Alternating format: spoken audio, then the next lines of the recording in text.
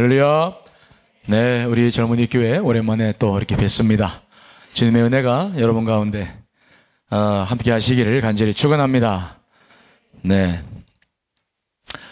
자, 우리가 오늘은 예배에 대한 이야기들을 함께 나누려고 합니다. 예배를 우리가 계속 드리고 있죠. 또 평생 예배를 우리가 드릴 겁니다. 그런데 이 예배는 과연 어떤 것일까? 어떻게 드려야 될까? 또 왜 예배를 드리게 되었을까? 앞으로 그 예배가 계속적으로 이제 우리 가운데 중요한 또 대화의 주제가 될 것입니다. 자, 오늘은 우리가 먼저 예배가 먼저입니다 라는 주제를 가지고 여러분과 첫 번째 말씀을 좀 나눠보고자 합니다. 여러분들은 젊어서 아직은 잘 이렇게 피어로 와닿지는 않지만 인생은 하나님께서 우리를 이 땅에 보내셔서 그리고 살다가 다시 부르시면 돌아가는 것이 우리 인생입니다. 여러분 믿고 계시죠? 아직 피부에 와닿지는 않지만 아직 살아야 될 날들이 많기 때문에 아직 돌아갈 생각들을 많이 안 합니다. 그렇죠? 이래도 대답하고 저래도 대답하고 하지만은 분명한 것은 우리가 돌아갈 곳이 있다는 것이죠. 순례 여정이에요. 그래서 이 순례의 여정 속에서 정말 내가 언제부터 이 고백이 되어질까? 이게 굉장히 중요한 문제죠. 참된 예배자가 되는 것.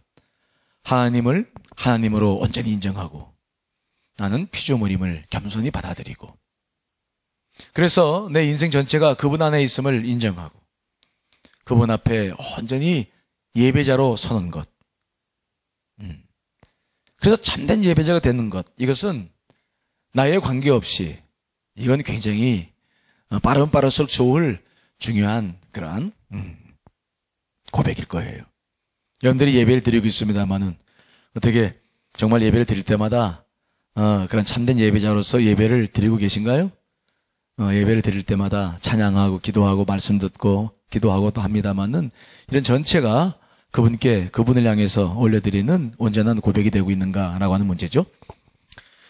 이 예배하다라는 동사, 헬레어 동사 프로스케네오라는 단어인데 프로스, 누구에게라는 뜻인 전치사 프로스와 그 다음에 퀘네오라고 하는 것은 중요한 의미가 있어요. 이 퀘네오라는 말의 의미는 뭐냐면 여러분들이 좋아하실지 모르겠습니다만 이것은 입맞춤이란 뜻이에요.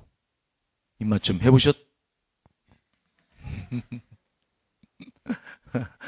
그래서 이 예배하다라는 말의 의미는 뭐냐면 하나님께 입맞춤한다 그런 말이에요. 그게 예배하다의 뜻입니다. 그러니까 예배하다의 뜻에 굉장히 심오한 진리가 들어가 있어요. 그렇죠? 되게 좋아하는데 아마 입맞춤을 해본 사람만이 경험할 수 있는 그런 은혜가 혹 있을지 모르죠. 하나님께 입맞춤을 한다. 그 경고망동하게 어떻게 하나님 앞에 입맞춤을 하나? 입맞춤은 누가 합니까? 아직 안 해보신 분들은 해볼 만한 사람이 아직 없다는 건데 그 입맞춤이라고 하는 것은 정말 서로 사랑하고 뭐 요즘은 사랑하지 않아도 할 수 있겠습니다만은 그러나 정말 그 입맞춤을 하는 것은 자신의 전체를 다 내어주는 거죠. 내가 마음의 문을 다 열었습니다. 난 당신 겁니다. 당신을 수용합니다. 무엇이든지 당신을 알게 내놓겠습니다. 그런 의미가 입맞춤 속에 있어요. 굉장히 중요한 의미가 있잖아요. 특히 여자들도 입맞춤 함부로 하면 문제가 되죠. 그 남자들이 오해하게 되니까. 근데 하여튼 그 입맞춤이라는 것이 그런 의미가 있는데 예배라고 하는 것이 하나님 앞에 그 지엄하신 부분 앞에 입맞추는 거예요. 그러니까 이것은 의무적으로 드리거나 마음에 넣는데 하거나 그럴 수 없어요. 정말 마음의 표현이죠. 그분께 드려지는 표현. 사랑하는 사람만이 할 수 있는 그런 것이 진정한 예배이죠. 그렇기 때문에 우리가 이 예배를 드릴 때마다 내 마음이 우선 다 열려서 이제 그분을 향하는 것 중요합니다. 우리가 예배를 드릴 때마다 그 자발적인 나의 애정과 기쁨이 주님께 드려지고 또 오직 그분만을 사랑하는 거. 여러분들이 이제 아가서를 읽어보면 이제 그 사랑에 대한 표현들이 많이 너무 나와 있죠. 그 19금인데 그렇죠? 그게 이제 아가서가 성경에 들어와 있는데 읽어보면은 저도 이런 얘기 해야 되나? 중고등부 다닐 때 애가 아가서를 읽어보는데 묘한 마음에 들더라고. 그때는 그게 이게 성경에 이런 것이 들어와 있나 잘 이해를 못했어요. 근데 그만큼 남녀의 사랑에 대한 진솔한 표현들, 예배와 깊은 관계가 있어요. 마지막 단계. 하나님에 대한 사랑의 마지막 고백이 그 고백이에요. 남녀의 사랑보다 더 깊은 사랑. 이제 그러한 것이 이제 아가서에 기록되어 있습니다만 아무튼 예배가 그런 의미가 담겨 있어요. 여러분들이 예배할 때마다 정말 그분을 사랑하는 거예요. 그분께 정말 입술을 내어드리고 사랑한다 고백하는 이 시간이 예배죠. 그렇기 때문에 여러분들이 정말 참된 예배자인가라고 생각해 봤을 때 한 가지만 자기에게 질문하면 돼요. 나는 예배를 기뻐하는가? 예배 시간을 기뻐하는가? 우리가 서로 남녀 교제할 때 보면은 정말 보고 싶거든요. 여러분도 경험하겠습니다만은 보고 싶고 봐도 또 보고 싶고 사모하고 그게 남녀 사랑의 관계잖아요. 정말 예배라고 하는 것이 내가 기다려지는가? 예배를 드린다고 했을 때 먼저 기뻐지는가? 내 가슴에 뭉클함이 있는가? 이것이 있다고 한다면 나는 정말 참된 예배자로서 그분께 서 있다는 증거죠. 하지만 예배 시간이 마지못해서 안 가면 또 전화 오고 또 막 아이고 그러니까 어쩔 수 없이 그냥 또 안 드리면 또 주일날 깨림칙하고 괜히 어디 가다가 다리 부러질 것 같고 그러니까 드리자. 그래서 예배를 드릴 수도 있지만 예배는 드릴 수 있을지 모르겠지만 여러분들의 마음은 오늘 주님께 없는 거예요. 주님이 그것을 바라보시거든요. 제가 고등학교 다닐 때 저는 대전서 고등학교를 나왔고 저희 집은 연모대 논산 연모대에 있어요. 이제 하숙을 했는데 일주일이나 2주일 만에 한 번씩 집에 내려갔어요. 집에 내려가면 어머님이 기다리시고 삼계탕 끓여놓으시고 저를 아주 그냥 좋아하셨는데 저는 그때 어머님과 아버님의 마음을 몰랐어요. 집에 내려가서 책가방 내려놓고 어머님 저녁 주시면 그냥 허겁지겁 먹고 그 다음에 어떻게든지 여리저리 핑계대가지고 집을 빠져나오는 거야. 그래가지고 교회로 막 달려가가지고 교회가 그렇게 좋았어요. 지금 생각해보면은 그 어머님 마음이 어땠을까 싶어요. 집에 갔는데 어머님 아버님이 기쁘지 않아. 그분과의 관계보다는 세상 것들이 더 즐거워. 잠깐 얼굴만 보고 그냥 뛰쳐나가는 거예요. 요즘 시인 예인이가 저한테 그래요. 내가 그런 걸 당하다 보면은 나도 당하는구나. 나도 그렇게 살았으니까 당하는구나. 그런 것들을 경험합니다만은 정말 하나님이 집에 왔어요. 그분께 지금 우리가 지금 품에 안겨 있어요. 근데 그분은 즐거워하질 않아. 그분은 내 마음에 없어. 빨리 끝나고 그 다음에 누구 만나서 뭐하고 그 다음에 뭐하고 계속해서 우리가 주님 전에 왔음에도 불구하고 마음이 주 앞에 없다고 한다면 우리는 참다운 예배자라고 말할 수가 없는 거예요. 젊어서부터 하나님 앞에 쓰임받는 사람들 또 복을 누리는 사람들의 특징이 있는데 정말 예배를 즐거워해요. 저는 고등학교 2학년 때 수련회 때 은혜 받고 성령 체험하고 그때부터 내가 이 길 가야 되겠다. 제가 집에서 쫓겨나서 이 길을 걸어왔어요. 그때부터 얼마나 예배가 그립고 은혜 받고 난 다음에 수요 예배도 막 참석하고 고등학교 2학년 때 3학년 때도 철야 참석하고 그리고 예배 드리고 난 다음에 또 예배가 드리고 싶어서 막 기다려지고 나한테 선생님들이 그래서 너 언제 공부하냐? 언제 공부하냐고. 저 공부 그래도 잘했어요. 꼭 1등 아니면 2등. 내 자랑. 잘했어요. 그래도 얼마나 예배가 그리운지 몰라요. 예배. 자, 그 예배는 언제부터 드려졌을까? 하나님께서 예배를 언제부터 우리에게 드리려고 했을까요? 성경 말씀 보시면 오늘 본문의 말씀 보시면 하나님은 우주 만물을 6일 동안 창조하셨어요. 그리고 7일째 안식하셨다 그랬죠. 자, 그 말씀서부터 시작하는데 자, 오늘 본문의 말씀 창세기 2장 2절 말씀을 읽어보겠습니다. 시작. 하나님이 그가 하시던 일을 일곱째 날에 마치시니 그가 하시던 모든 일을 그치고 일곱째 날에 안식하시니라. 6일 동안 천지 우주 만물을 만드신 다음에 7일째가 되었는데 그때 하나님이 스스로 자신이 안식하셨다. 피조물들이 안식합시다 그게 아니라 하나님이 6일 동안 모든 것을 만드시고 7일째 본인 스스로가 안식하신 거예요. 모든 피조물들과 함께 하나님께서 쉬셨다. 자, 그런데 그 안식하는 날 모든 피조물들은 하나님 안에서 안식을 같이 했는데 그때 피조물들은 뭐 했을까? 자, 여러분 이사야 43장 21절 말씀입니다. 읽어볼까요? 시작. 이 백성이 내가 나를 위하여 지었나니 나의 찬송을 부르게 하려. 즉 우주 만물을 지으신 이유가 특별히 우리를 지으신 이유가 찬송하고 예배하기 위해서 우리를 지었었어요. 그러니까 우주 만물을 다 한 다음에 상상해 보세요. 하늘의 해와 달과 별들이 하나님을 향해서 막 찬양해요. 또 이 땅에 지은 모든 초목들이, 또 나무들이, 또 하늘 나는 새들과 바다의 고기들과 또 모든 짐승들이 아담과 하와가 그 하나님을 향해서 쫙 손을 벌리고 찬양하며 예배하며 경배하는 그 장엄한 모습을 한번 상상해 보세요. 얼마나 멋있을까요? 요한계시록에 보면 이제 그런 말씀들이 나오는데 그 장엄한 그 우주적인 사건, 이것이 바로 하나님께서 모든 것을 창조하시고 난 다음에 안식하며 예배를 받으셨던 그 영광스러운 첫 번째의 모습들이었어요.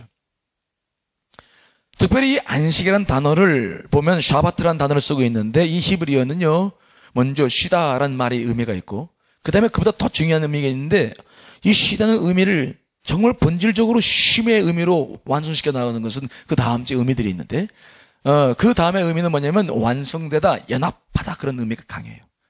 연합하다는 거야. 그래서 이 샤바트라는 단어는 세 가지 용도로 쓰였어요. 첫째는 야생마, 길들이지 않은 야생마가 지멋대로 막 세상 돌아다니다가 주인한테 잡혔어. 그래가지고 막 끈질기게 그를 훈련시키고 막 길을 들여가지고 처음에 길을 들여놓고 처음에 말 주인이 그 말 덩어리에 탁 탔을 때 그때 그것을 샤바트라고 그랬어요. 주인과 말이 하나가 되는 거야. 주인이 가라 그러면 가고 수라면 수고 우초로 끌면 우초로 가고 그 말과 주인이 하나가 된 상태, 연합한 상태. 그때 그것을 샤바트라는 단어를 썼어요. 두 번째로는 남녀가 오래 교제하다가 드디어 결혼해서 첫날 밤을 보낼 때, 그래서 그 몸이 한 몸을 이루었을 때가 샤바트, 안식한다, 그런 말을 썼고요.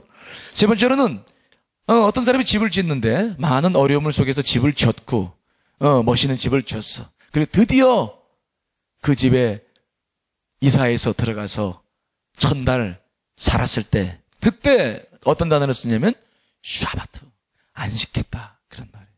그러니까 이 말의 의미는 뭐냐면 창조주와 피조물과 주인과 객이, 종이 한 몸을 이루어서 완전한 연합을 이루어서 그 안에 머무는 것을 우리는 샤바트라는 단어를 쓰는 거예요. 안식이라는 단어를 쓰는 겁니다. 우리가 피곤해서 육체적으로 쉬는 거, 이것은 쉼이라는 단어를, 샤바트라는 단어를 쓰자. 이건 휴식하다. 몸이 그냥 휴식하는 거예요. 근데 안식하다는 말의 의미는 그 의미가 아니에요. 우리를 지으신 그분 안에서, 조물주 안에서, 그분과 함께 그분 안에서 우리의 육체만이 아니라 우리의 육체와 몸과 우리의 영혼 전체가 온전히 쉼을 얻어서 다시 회복감을 얻고 힘을 얻는 것을 샤바트, 안식한다라는 말로 성경은 기록하고 있다는 사실들을 우리는 볼 수가 있는 거예요. 하나님 아버지와 하나가 되는 거예요. 그분이 나를 창조하셨는데 그 창조주 앞에 내가 하나가 되는 시간들이죠. 그래서 우리는 그러한 안식에 들어간다고 하는 것은 우리 가운데 굉장히 중요한 겁니다. 그렇게 하나님께서 우주 만물을 지으신 다음에 온 만물로 더불어 그러한 쉼을 허락하셨어요. 그런데 우리가 알다시피 아담과 하와가 선악과를 따먹고 큰 죄를 지었죠. 그 죄의 대가는 너무 처절했습니다. 우리가 주님으로부터 분리돼서 죽었어요. 그래서 이 땅도 저주받아서 이 땅에 가시덤불과 엉겅퀴가 나기 시작했고, 여자들은 해산의 고통을 받아야 후손을, 자식을 낳았고, 남편들은 이제 땀을 흘려서 먹고 살아야 겨우 먹고 살 수밖에 없는 인생이 되어버리고 말았어요. 그때부터 인간들은 하나님 앞에 돌아오는 대신에 그들은 일을 하기 시작했는데 그 일들 때문에 하나님을 잊어버리기 시작하는 거예요. 하나님 앞에 돌아와서 안식할 줄 모르고 그때부터 인간들은 일에 빠져 살기 시작하죠. 그래서 하나님께서는 그 일들을 막고자 이스라엘 백성들을 구출하고 그들에게 시내산에서 십계명을 내리실 때 아예 이 안식일 지키라라는 말씀을 네 번째 명령으로 못을 딱 박아버리는 거예요. 명령을 하시는 거예요. 자, 출애굽기 20장 8절로 11절에 있는 말씀 읽어보겠습니다. 시작. 안식일을 기억하여 거룩하게 지키라. 여섯 동안은 힘써 내 모든 일을 행할 것이나 일곱째 날은 내 하나님 여호와의 안식일인즉 너나 내 아들이나 내 딸이나 내 남종이나 내 여종이나 내 가축이나 내 모나 내 머무는 객이라도 아무 일도 하지 말라. 이는 엿새 동안에 나 여호와가 하늘과 땅과 바다와 그 가운데 모든 것을 만들고 일곱째 날에 쉬었음이라. 그러므로 나 여호와가 안식일을 복되게 하여 그날을 거룩하게 하였느니라. 왜 하나님께서 안식일을 지키라고 계명까지 만들어서 철저하게 단속하기 시작했습니까? 우리 안에 죄성이 있기 때문에.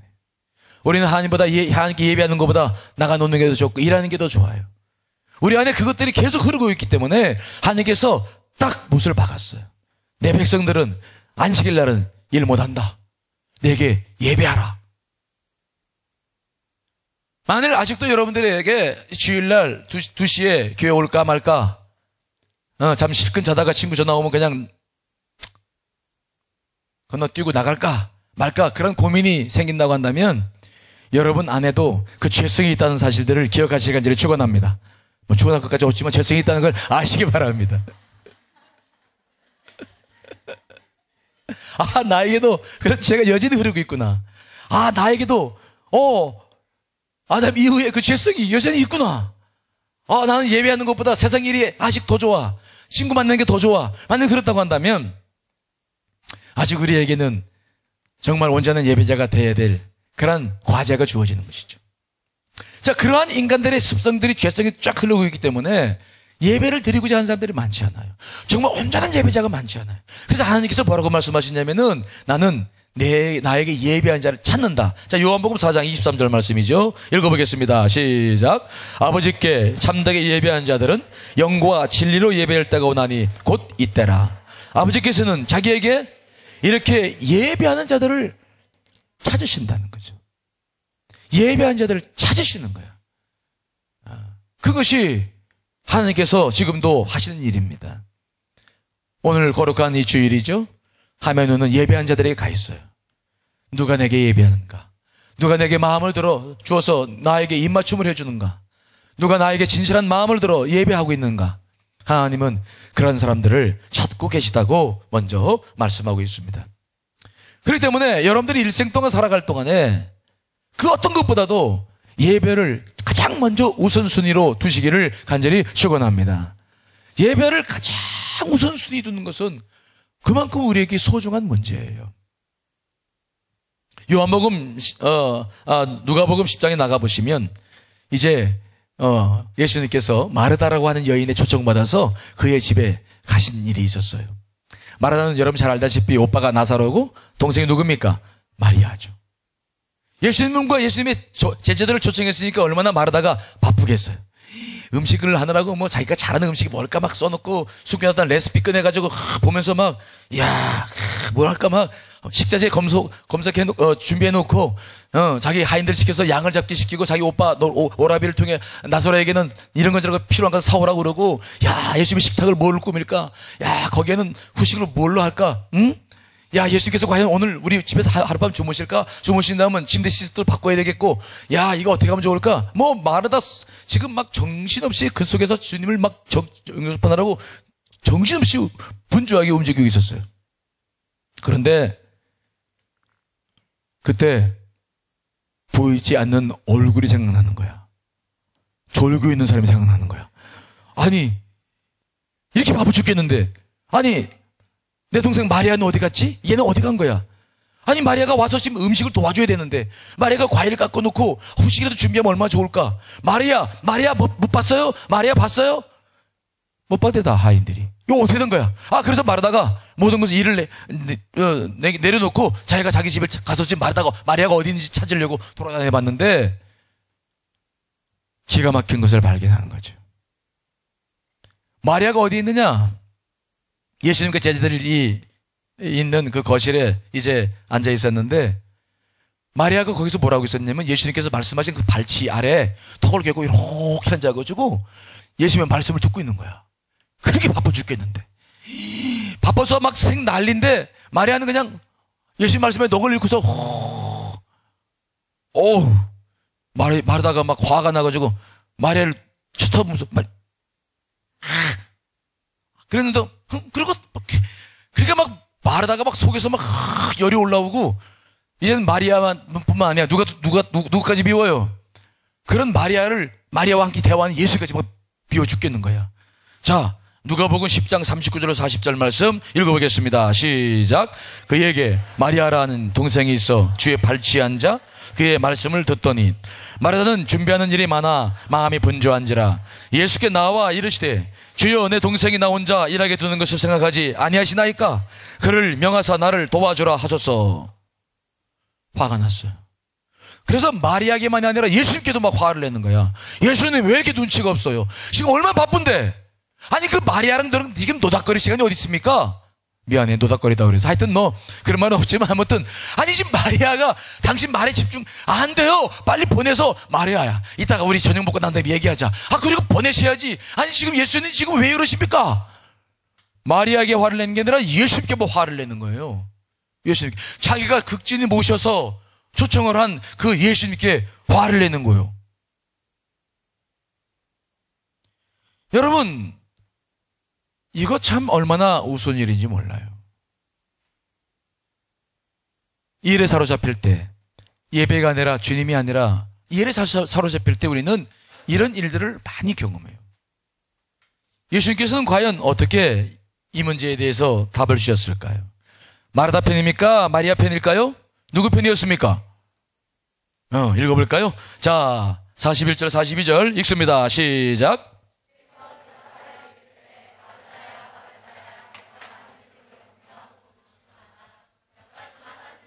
한 가지만이라도 족하니라. 마리아는 이 좋은 편을 택하였으니 빼앗기지 아니하리라 하시니라. 예수님께서는 음식을 만드느라 수고하고 땀을 흘리는 마르다 편에 서지 않으셨어요. 저 같으면 빨리 마리아야 빨리 가라. 네 언니 지금 화났다. 빨리 가라. 이따 얘기하자. 빨리 가라 빨리 가. 그럴 텐데 우리 주님은 당당하게 말씀하시는 것입니다. 마르다야 네가 왜 화를 냈느냐? 네가 왜 많은 일을 스스로 만들어서 애를 쓰느냐? 몇 가지든지 아니면 한 가지만은 난 족하다. 내가 너희 집에 먹을 것을 먹으러 온 줄 아냐? 내가 너희 집에 음식 때문에 온 줄 아냐? 나는 너희들에게 생명의 말씀을 나눠주러 왔지. 너희에게 이 음식을 먹어서 내가 대접받으러 온 거 아니야? 마리아가 오히려 좋은 편을 선택했어. 마리아는 빼앗기지 않을 것이다. 예수님의 생각은 무엇입니까? 예수님께서 우리들에게 가지신 마음은 무엇입니까? 우리는 언제나 자기가 잘하는 것, 마리아도 자기가 예수님께서 왜 오셨는지 생각지 못하고 자기가 잘하는 것 음식을 가지고 풍성히 만들어서 예수님께 드려서 뭔가 인정받고 싶어하는 욕구가 있었지만 우리 주님은 거기에 관심 갖지 않으셨어요. 주님은 주님의 들으실 말씀, 하실 말씀, 그 말씀을 그들의 심령 속에서 받아들여서 그들이 변화되기를 소망하셨어요. 마리아는 그 사실을 알았기 때문에 주님의 발치에서 말씀을 들으며 그분을 접대했습니다. 그분이 왜 오셨는지 알고 있었어요. 근데 마르다는 자기 방식대로 예수님을 섬기는 거예요. 많이 음식을 만들고 스스로 일을 많이 만들어서 스스로 그 일을 많이 하고 그래서 분노하고 화나고 예수님을 모셔놓고도 예수님에 대한 미움이 생기고 예수님에 대한 불만이 생기고 자기 스스로가 막 오히려 사건들을 다 만들어서 자기 뜻대로만 해야 된다고 예수님까지도 막 호되게 몰아붙이면서 자기 뜻대로 따라오라고 왜 남의 집 와가지고 주인 노릇하려고 그러냐고 예수님마저도 지금 호통을 치고 있는 마르다를 보는 거죠. 우리가 주 앞에 서서 예배를 드리며 생활할 때마다 젊은이 교회 일꾼들로서 많은 리더들이 있고 그 일들을 할 때마다 우리가 우선순위가 무엇인지를 깨닫지 못하면 우리는 언제나 이런 문제가 생길 수 있음을 기억하셔야 돼요. 뭐가 문제냐? 뭘 먼저 해야 될 것인가? 주님께서 뭘 원하시나? 내가 무엇을 먼저 해야 될 것인가가 정리가 되지 않으면 우리는 혼란을 가중시킬 수밖에 없어요. 목소리를 크게 키우고 분노하고 자기 뜻대로 안 된다고 소리치는 사람들이 될 수밖에 없는 거예요. 제가 신방을 갈 때 보면은, 신방 가서, 여러분들도 신방 갈 때 예배를 이제 드려보시면 알지만, 신방 가서 예배를 드려요. 그래서 먼저 기도합니다. 주여 아버지 감사합니다. 이 가정에 저를 보내주시고 하면서 기도를 하다 보면 뭔가 딸랑딸랑 소리가 나. 덜컥덜컥. 저는 또 뭐라 하나 그러면 같이 예배 드리다가 금방 일어나가지고 주방에 가서 지금 불 켜놓고 하다가. 그러다가 내가 예수님을 기도합니다. 그러면 또 금방 또 언제 완전 와가지고 금방 예배 드린 것처럼 기도한 것처럼 그러고 앞에 있어. 오우 굉장히 빨라. 설교를 할 때도 설교의 말씀에 집중하는 게 아니야. 그냥 저 불꽃 음식 기도 저것도 저 타면 안 되는데. 그리고 자꾸 영혼 전체가 말씀과 예배 안에 들어오지를 못해. 분주해서 관심 갖고 핸드폰도 꺼놓지 못하고 그냥. 만일 우리가 그렇게 신앙생활을 한다면 우리는 신앙생활을 하면서도 그분을 향해서 온전히 서지 못하는 거예요. 우리는 그분을 향해서 온전한 마음을 쏟지 못함으로 진정한 복도 누리지를 못하는 거예요. 예수님의 이런 마음은 지금도 변함이 없어요. 여러분들이 교회 와서 봉사할 때 이것을 꼭 잊어서는 안 돼요. 여러분들 수고하는 많은 리더들과 봉사하는 사람들 때문에 젊은이 교회가 운영되고 하나님의 영광을 위해서 부흥되고 또 영광을 돌리는 그런 교회가 되어져 가는 줄 분명히 믿습니다. 고맙고 감사한 일이에요. 하지만 봉사자들이 먼저 우선순위가 무엇인지 깨닫지 못하면 그 일 때문에 오히려 어려운 일들을 만들어내요. 사람들이 은혜를 받지 못하고 일만 하기 시작하면 그 안에는 분노가 생기고 판단이 생기고 자꾸 부정적인 말을 할 수밖에 없어요. 은혜가 흐르지 못하면 그 은혜가 흐르지 못한 사람을 통해서 이루어져 가는 모든 주의 일들마다 제대로 좋은 결과를 맺을 수가 없는 거예요. 그러므로 여러분들이 교회에서 어떤 일을 하든 교사를 하든 젊은이 교회 리더 섬기든 어떤 일을 하든 여러분들이 예배를 드리지 않는 일이 없기를 간절히 축원합니다. 예배가 얼마나 중요한 일인지 몰라요. 가끔 제가 어느 때 보면은 수요예배 저녁이라든지 금요일 때 보면은 우리 젊은이 교회는 아니지만 우리 교인들 중에는 그 예배를 드리고 있는데 옆에서 막 회의도 하고 어떤 모임도 갖고 막 그래. 그거 하나님께서 기뻐하시겠어요? 내 마음속에 그분을 향하는 마음, 예배의 중요성, 늘 그분이 나를 찾으신다는 생각을 하시고 예배를 드릴 때마다 예배자로 온전히 서시기를 간절히 축원합니다. 여러분의 인생도 마찬가지예요. 어떻게 뭘 할 거냐? 이 유혹을 벗어나면 안 돼. 꼭 여러분들이 그 유혹에서 벗어나야 돼요. 저도 목양을 하면서 설교 준비를 하면서 여러 가지 분주한 시간을 보내다 보니까 가끔 설교 준비를 할 때 기도가 더 깊이 들어가줘야 되는데 시간이 보니까 별로 없어. 기도를 깊게 하지 못하고 말씀 준비로 들어갈 때가 있는데 그럼 100번 여러 시간들 독고생할 수밖에 없어. 주님이 나를 붙잡아 주시고 내 안에 은혜가 흐르지 못하면 내가 행하는 모든 것에도 은혜가 없다는 거예요. 여러분 일평생 동안 잊지 말아야 될 것은 뭐냐? 그러므로 먼저 예배자가 되시기를 간절히 축원합니다. 직장 일도 좋고 다 좋아요. 하지만 정말 여러분 안에 예배자가 된다는 것은 그 무엇과도 바꿀 수 없는 중요한 일입니다. 특별히 하나님께서 창조하신 것을 가만히 보면은 이 예배의 중요성을 또 느낄 수가 있는데 하나님은 첫째, 둘째, 셋째, 여섯째 날 동안에 마지막 우리 인간을 만드셔서 우주 만물을 만드셨는데 그 날, 첫째 날, 둘째 날, 셋째 날, 그 만드신 날에 복을 주셨다는 기록을 가만히 보면은 첫째 날 빛을 만드셨어요. 그때 복을 주셨다 그 말 없어요. 둘째 날 물과 궁창을 나누고 궁창을 하나니라 한 둘째 날 거기도 보면은 성경 말씀 보시면 알겠지만 저녁이 되고 아침이 되니 둘째 날이다 그렇게 기록되어 있지 복되다 그런 말씀 없어요. 셋째 날, 넷째 날 별을 만드신 그 날도 마찬가지입니다. 언제 복 주셨을까? 마지막 안식일 할 때 그때 분명하게 기록하고 있어요. 다시 한번 여러분 창세기 2장 3절 말씀 읽어봅니다. 시작. 하나님이 그 일곱째 날을 복되게 하사 거룩하게 하셨으니 이는 하나님이 그 창조하시며 만드시던 모든 일을 마치시고 그날에 첫째, 둘째, 셋째 쭉 해서 일곱째 날까지인데 그래서 우리가 일주일 사는 거 아닙니까? 이 중에서 가장 중요하게 내가 이 날은 복된 날이다 라고 선언하는 것은 안식일이에요. 우리가 하나님 앞에 서서 예배해야 될 그날을 복되게 하셨어요. 그 날에 우리가 복을 받는 거예요. 그 날은 여러분들이 복을 받는 날이에요. 이것을 잊어서는 안 돼요. 여러분들이 땀 흘려 일을 하는 것 가지고 복 받는 게 아닙니다. 하늘의 문이 열리고 그 하늘의 복이 내게 와야 진정한 복을 받게 되는 줄 믿습니다. 이것은 나중에 십계명이 되어져서 출애굽기를 통해서 우리에게 주셨을 때도 동일한 말씀하십니다. 자, 출애굽기 20장 11절 말씀 읽어보겠습니다. 시작. 이는 엿새 동안에 나 여호와가 하늘과 땅과 바다와 그 가운데 모든 것을 만들고 일곱째 날에 쉬었습니다. 그러므로 나 여호와가 안식일을 복되게 하여 그날을 거룩하게 하였다.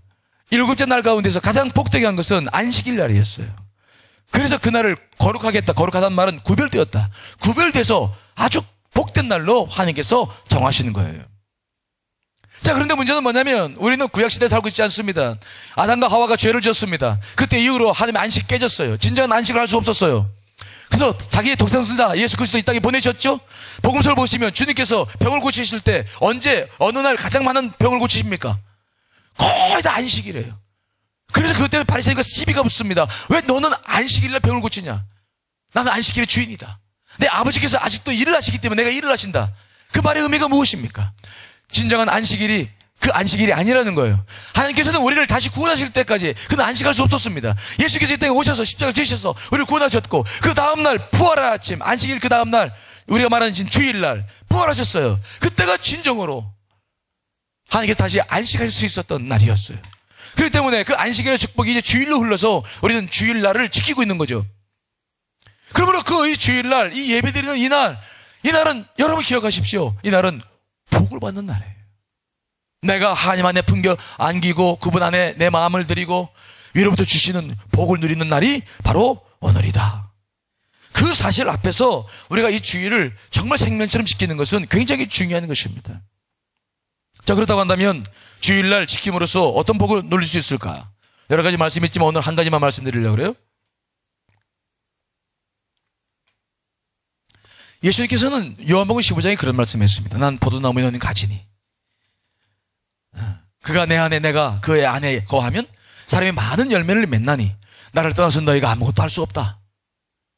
우리가 주일날 예배를 드림으로 얻는 복이 뭡니까? 내가 예배를 드린다고 하는 것은 무엇을 의미합니까? 바로 하나님이 나의 하나님을 내가 인정하고 고백하는 줄 믿습니다. 하나님, 당신은 나의 하나님이십니다. 나의 주님이십니다. 나를 구원해 주셨습니다. 내가 당신을 믿습니다. 그리고 그분을 인정해 드리면서 또 하나, 나는 당신의 자녀이고 당신이 나를 이 땅에 보내 살게 하신 피조물입니다. 난 당연히 오늘 예배를 드리고 당신을 영화롭게 해야 될 책임이 있는 자입니다. 그것을 인정하는 거예요. 그러므로 우리가 주 앞에 주일날 예배를 드림으로 하여간 나와의 생명의 관계가 늘 유지되고 회복되어 나가는 줄 분명히 믿습니다. 포도나무에 가지가 붙어 있어야 생명을 얻는 것처럼 우리가 주일날 예배를 드림으로 그분과 내가 생명의 관계성이 놓여지는 거예요. 하늘로부터 내려오는 복을 내가 누리고 그 복을 가지고 우리가 인생을 살아가면서 풍성한 열매를 맺을 수 있는 그 은혜가 이 주일을 통해서 우리 가운데 이루어지게 되는 줄 믿습니다. 찬양하면서 우리 영이 주를 찬양하며 기도하며 말씀을 통해서 놀라운 하나님의 진리의 말씀들을 내가 깨닫게 되면서 내가 점차적으로 그분과 깊은 생명의 관계를 맺어나가는 거예요. 그래서 제가 목회를 하다 보면은 아무리 신앙이 좋은 사람도 주일날 한두 번 빠지기 시작하면은 그 사람의 눈빛이 달라져요. 아마 여러분들 경험했을 거예요. 한두 번 빠져서 젊은 교회 나오려고 그러면은 좀 뭔가 어색한 느낌이 들어요, 안 들어요? 매주 나오니까 잘 모르지. 빠진 친구들 한번 물어봐. 한 주만 빠져도 그 다음에 뭔가 어색해. 2주 빠지고 3주 빠지면 난 가고 싶지 않다. 벌써 내 마음에 저항감이 확 생기면서 영이 확 죽어버려요. 그게 굉장히 놀라운 일이에요. 우리 교우들 가운데서도 큰 소리 뻥뻥 치는 사람들이 있어. 목사님, 제가 장기 출장 가 있지만은 염려 마시면서 내가 거기서 예배드리고 내가 내 신앙이 어떤 신앙인데 목사님 아시잖아요. 난 속으로 알긴 뭘 알아. 지가 예배 안 드리면 견딜 수 있어? 예배를 그러면서 출장 중이면 나가면서 딴짓하고 예배를 안 드리기 시작하면은 조금 지나지 않아서 벌써 연락이 와요. 아내한테. 목사님 큰일 났어요. 우리 남편이 예배도 안 드리고 이상한 짓도 하고 다니고. 목사님 어떻게 해야 됩니까? 금방 표시가 나요. 우리의 영은 굉장히 민감합니다. 속일 수가 없어요. 우리가 하나님 앞에 예배를 하는 것을 거부하고 하지 않으면 우리 영은 죽어버려요. 나는 내 동공이 풀려서 그 앞에 집중하지 못해요. 예배를 드려도 마음은 다른 곳에 가 있어. 이 예배가 정말 그분께 입맞춤을 해드리고 그분을 경외하는 그런 중심이 아니에요. 우리 영은 그만큼 예민하고 사탄은 그것을 잘 알기 때문에 이 예배를 방해할 때가 얼마나 많은지 모릅니다. 그러므로 이 주일을 지키고 또 주일만이 아니라 수요 예배, 금요 철야 예배, 우리가 새벽 예배까지 정말 예배하는 것을 사모한다는 것은 우리의 영을, 우리의 미래를 주 앞에 드리기 위해서 해야 할 가장 중요한 일이 아닐 수가 없는 거예요. 느헤미야 8장에 나가보면은 거기에 놀라운 역사가 기록되고 있어요. 이스라엘 백성들이 느헤미야와 함께 성벽을 재건했습니다. 성벽이라는 것은 뭐냐면 예루살렘 성전을 70년 포로 생활 후에 돌아와서 수르바벨과 함께 수르바벨 성전을 짓고 그 다음에 성벽이 있어야 외부가 진입하지 않는데 성벽이 없으니까 자꾸 침입이 들어와서 어려워서 성벽을 이제 재건하는 공사를 느헤미야와 함께 했어요. 그런데 그 느헤미야와 함께 성벽을 재건하다가 그 사람들이 놓친 것이 있는데 자기 생업을 하지 못하니까 자기 가족들이 먹고 살 게 없어서 빚을 짓다 보니까 빚을 못 갚으니까 자기 자녀들을 노예로 팔아 넘겨야 되고 이렇게 너무 많은 아픔들을 겪어서 그들은 빨리 집으로 돌아가기를 원했습니다. 근데 느헤미야 8장에 보시면 이상한 일이 생기는데 이제 성벽 공사가 다 끝났으니까 돌아가라고 얘기했어요. 그런데 그 이스라엘 백성들이 한 사람도 안 돌아가고 수문학 광장으로 다 모여들기 시작하는 거예요. 그들은 느헤미야의 명령도 아니고 학사 에스라가 모이라고 한 것도 아니었습니다. 그들이 자발적으로 다 수문학 광장에 모이기 시작하는 거야. 왜 모였을까요?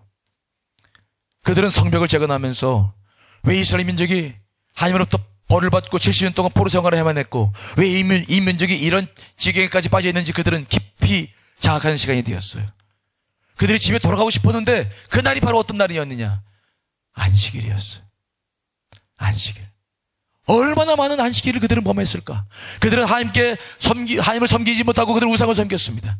그들은 철저하게 이런 패배 속에서, 좌절 속에서, 실패 속에서 자기 자신들이 하나님과의 관계를 생각하지 않을 수 없었어요.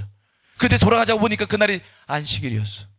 그래서 그들은 다 돌아가지 못하고 그 수막 관장에 다 모였어요. 그리고 학사 에스라에게 그들은 아주 애원을 합니다. 학사 에스라요, 제발 우리들에게 다시 안식일날 우리가 하나님의 말씀을 들을 수 있게 해주십시오. 우리가 하나님 앞에 예배를 드리고 경건하게 주 앞에 제사를 올린 적이 언제였습니까? 우리에게 제발 이 안식일날 그 주의 말씀을 듣게 해주십시오. 우리 민족이 왜 이런 고통과 역경을 겪어야만 하는지 더 이상 우리가 그런 삶을 살아서는 안 되겠습니다. 다시 한번 우리에게 말씀을 주십시오. 안식일을 거룩히 지킬 수 있도록 우리에게 도와주십시오. 그들이 애원을 했어요. 학사 에스라가 한 게 아닙니다. 느헤미야가 한 게 아니에요. 그들이 애원을 하는 거야. 그때 놀라운 역사가 일어났어요. 주의 말씀을 선포하기 시작했고 주의 말씀을 깨닫기 시작했을 때 그들에게 일어난 사건이죠. 자, 느헤미야 8장 8절 9절 말씀 읽습니다. 시작.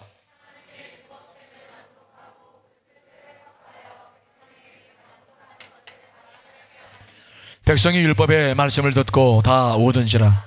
종독 느헤미야와 제사장교 학사 에스라와 백성을 가르치는 레위 사람들이 모든 백성에게 이르기를 오늘은 너희 하나님 여호와의 성일이니 슬퍼하지 말며 울지 말라. 주의 말씀을 얼마 만에 주의 말씀을 듣는 건가? 이 안식일날 주 앞에 이 말씀을 듣는 것이 언제인가? 우상을 섬기고 그렇게 못된 짓을 했던 그들, 그 결과가 정말 얼마나 처절했는지를 알았던 그들, 그런 다시 안식일날 주 앞에 다 모여서 주의 말씀을 지금 듣고 있습니다. 학사 에스라가 만들어진 강단 위에 서서 말씀을 선포했고 레위인들이 그들에게 가서 그 말씀의 뜻을 해석해 주었을 때 그들은 말씀을 듣고 다 울었어요. 자신들의 죄를 회개하고 다시 하나님과의 생명의 관계를 맺기를 소망하고, 느헤미야 보면 그날 이후로도 계속해서 그들은 주의 말씀 앞에 섰어. 계속 예배하는 자가 되고 말씀을 듣는 자가 되었고 하나님과 생명의 관계를 회복했던 역사를 우리가 바라보고 있는 거예요. 여러분, 주 앞에 예배를 회복하는 것은 그처럼 소중한 일이에요. 주의 말씀을 듣는 것은 그토록 소중한 거예요. 주의 말씀은 살았고 웃는 역이 있어 저의 날에서는 어떤 것보다 예리합니다. 혼과 영과 간절과 고수를 찔러 쪼개까지 하며 또 우리의 마음과 생각과 뜻을 감찰하는 것이 주의 말씀입니다. 우리가 주일날 와서 예배드리고 찬양하며 주의 말씀을 들을 때마다 우리 심령이 어떤 마음을 갖고 있는지를 통해 접목하고 다시 주의 말씀을 가지고 또 한 주간을 살아가면서 생명의 관계 속에서 살아가는 것, 그것들이 우리들의 삶 속에 얼마나 소중한 일인지 몰라요. 이것은 그 어떤 것보다 중요한 일입니다. 그들은 그 사실을 깨달았어요. 저는 여러분들이 평생 동안 정말 예배를 사모하고 예배를 기뻐하는 사람들이 되시기를 간절히 축원합니다. 참된 예배자, 진정한 예배자, 예배를 드려주는 사람이 아니라 진정한 예배자, 하나님 앞에 입을 맞춰드리고 그분을 경외하고 그분의 뜻 앞에 무릎 꿇어 살 수 있는 사람들. 제가 지난 한 주간 동안 우리 감리교단에서 실시한 영성훈련 5대 영성 아카데미에 참석했어요. 주일부터 시작했어요. 주일날 이제 이렇게 설교를 목사님이 지금 여러분께 4번째 하는 거거든. 7시부터 시작해서 4번 하는 거야. 그러면은 예, 몸이 아주 굉장히 힘들죠. 그리고 이제 가서 참석을 하는데 주일날 저녁에 너무 힘들어가지고 어떻게 할까, 이거 도망 다닐 수도 없고 잠을 잘까 그러더니 잠잤다가는 또 전국에 다 퍼지거든. 안상원님께 담임 목사 졸더라 그러면 또 이 생각하면 되니까 교회 명예가 있으니까 졸을 수도 없고. 그래도 주일 저녁에는 잘 버텼어요. 목사님이 제일 어려운 게 언제냐면 월요일날 오전에. 정말 그날은 이렇게 있고 오늘 또 뭐 이제 제자대학 또 4시에 또 있고 무슨 회의가 있고 그러면 이제 주일날은 정말 막 새벽 3시 반부터 목사님 일과가 시작되거든. 3시 반에 일어나가지고 준비해서 새벽 예배 드리고. 그러니까 이제 주일날은 완전히 이제 이게 상태가 별로 좋지 않아요. 근데 월요일 오전에 됐는데 너무 몸이 안 좋아가지고 아이고 주여 이거 어떡하나. 그런데 거기 갔는데 참석 안 할 수도 없잖아. 또 소문날까봐 땡땡이 쳤다고. 그래 또 참석하고 오전 하루에 4번 예배를 드리는데 저녁에는 성찬 예배를 드리고 그 다음에 오전에 영성에 미국에서 중요한 강사들에다가 특강을 듣고 또 침묵 시간 가지고 또 하고 오후에 또 하고 막 굉장히 하드 트레이닝을 하는데 목사님 또 맡은 순서가 있고 그래가지고 도무지 빠져나올 수가 없어. 근데 이제 월요일 저녁에 됐는데 다 모든 걸 마치고 9시가 됐어요. 9시 성찬 예배를 드리는데 정말 몸이 이제 움직일 수가 없어. 정말 주여 나는 이제 안 됩니다. 난 들어가야 되겠습니다. 그랬는데 성찬 예배 때 목사님이 또 순서가 있어가지고 그럴 수도 없고 그래서 그냥 기다시피 주여 하고 들어가서 이제 앉아서 찬양을 드렸는데 신기한 일이 벌어졌는 거예요. 찬양을 한 곡 할 때까지 힘들었어요. 근데 그 찬양을 2번째 하기 시작하는데 나도 모르게 막 성령께서 쫙 들어오는 거예요. 임하시는 거예요. 목사님은 성령이 들어오시면은 금방 빛이 나요. 몸이 굉장히 뜨거워지고 손이 아주 열이 열이 높아지는데 손이 무거워져요.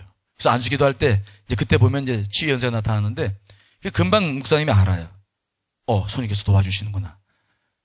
그리고 눈이 그냥 얼마나 초롱초롱해지는지 몰라. 눈이. 그리고 영이 막 총명해지는 것을 내가 느끼는 거야. 그리고 찬양을 드리고 말씀을 또 듣고 전하고 또 성찬을 나누는데 막 성령의 임재가 내 속에 확 해서 눈물로 그 일을 감당하게 됐어요. 눈물로. 근데 이상한 일은 피곤하다는 생각은 어디로 갔노 없어. 피곤하지 않았어요. 그때부터 또 하루 일과 시작을 하면 시작할 수 있을 만큼 너무 강건해지는 거죠. 성찬 예배를 다 마치고 목사님들 다 들어가고 목사님은 이제 정말 더 강한 역사가 있어서 들어가지 않고 이제 손님과 더불어 교제 나누면서 그 속에서 오랫동안 머물렀던 시간이 있어요. 교우들이 기도가 그렇게 역사를 하게 한 거라 믿습니다만은 저는 그때 예배의 중요성을 또 깨달았어요. 몸이 피곤했을 때 목사님도 월요일을 쉬니까 월요일을 잠을 잡아. 오전도 자보고 오후도 자보고 자고 또 자고 또 자고. 목사님은 잠을 오래 못 자요. 한 4시간 이상 자면 허리가 아파서 못 자거든. 그럼 일어나야 돼. 일어나서 이제 일하다가 정말 피곤하면 또 눕고 그래야지 오래를 못 자요. 허리가 아파가지고. 그래가지고 월요일도 막 잠자고 또 그렇게 여러분 한번 해보세요. 몸이 개운해지나요? 아니에요. 무겁고 피곤은 영의 문제예요. 육의 문제만이 아니에요. 예배를 드릴 때마다 그 은혜를 잘 경험합니다. 경험해요. 여러분들이 아무리 피곤하다 할지라도 예배를 드리며 영이 살아나면 모든 어려운 문제들이 여러분의 피곤도 다 물러가게 될 줄 믿습니다. 성령의 역사가 강력하게 여러분 가운데 주관했을 때, 임재해 있을 때 우리는 예배를 통해서 많은 힘을 얻어요. 그래서 이 예배의 힘, 진정한 안식은 무엇을 의미하는지 우리가 잘 알게 돼요. 그분 안에서 영이 살아날 때 모든 문제들이 풀어나가는 것을 저는 늘 경험합니다. 여러분 여러분들 일생 동안 주님을 섬기며 다음 세대를 위해 나아가게 될 거예요. 아마 여러분 세대가 더 놀라운 부흥의 역사가 일어나게 될 줄 믿습니다. 북한이 통일이 되고 여러분들의 세대가 더 하나님의 영광을 위해서 세계적으로 쓰임받는 시대가 곧 올 거예요. 지금은 청년들이 힘이 들고 또 많은 어려움을 겪는 것 같지만 하나님께서 역사하심을 준비하고 있습니다. 하나님께서 역사하시는 것은 반드시 있어요. 여러분들의 세대가 정말 중요한 세대입니다. 여러분들의 세대가 우리 세대보다 훨씬 더 나은 부흥의 역사를 이루고 전 세계적으로 여러분들이 쓰임받는 역사가 곧 돌아올 거예요. 여러분들이 그날을 위해 준비된 사람들입니다. 지금 여러분들이 지금 때부터 그때를 향해 나아가게 될 텐데 한 가지를 꼭 기억하셔야 돼요. 먼저 뭐가 되라? 예배자가 되라. 따라합시다. 먼저 예배자가 되자. 참다운 예배를 그저 드려주는 것이 아니라 그저 한번 드려서 개운한 마음 갖는 것이 아니라 온전하게 그분을 향해 드려줄 수 있는 그러한 참된 예배자가 되어져서 주 앞에 영광 돌릴 수 있는 여러분 되시기를 간절히 축원합니다. 자, 우리 찬송 같이 부르시고 기도하겠습니다.